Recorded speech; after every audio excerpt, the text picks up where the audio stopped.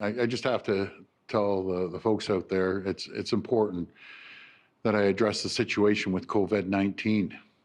We continue seeing extremely troubling numbers in Peel, Toronto, and York region. And the virus is spreading at an alarming rate in these areas. And I can't stress this enough. The situation is extremely serious. Right now, we're staring down the barrel of another lockdown in these regions. Last week, I asked the Chief Medical Officer of Health to come back with his recommendations on what we need to do to flatten the curve on the second wave.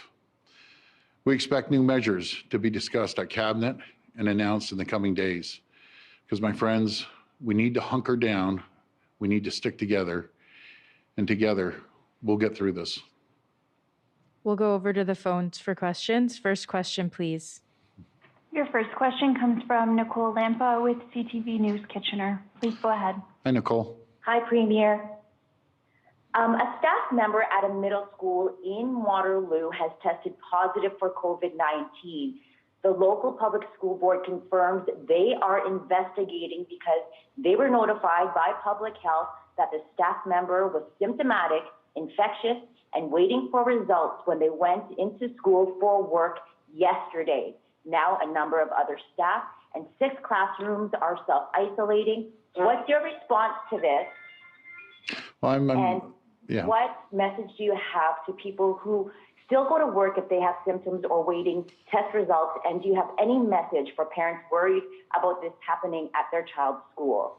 Well, no matter what school or what work environment, if you're showing symptoms and you're going into school, you're putting everyone in jeopardy. You're putting kids in jeopardy. You're putting other educators in jeopardy, and it's unacceptable. If you're showing symptoms, don't go to work. It's very simple.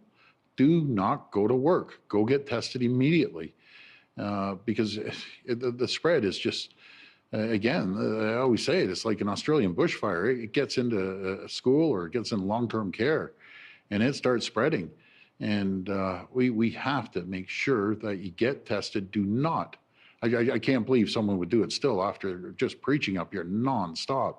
Do not go to work. Do not go into schools. Do not go to the hospital. Do not go to long-term care.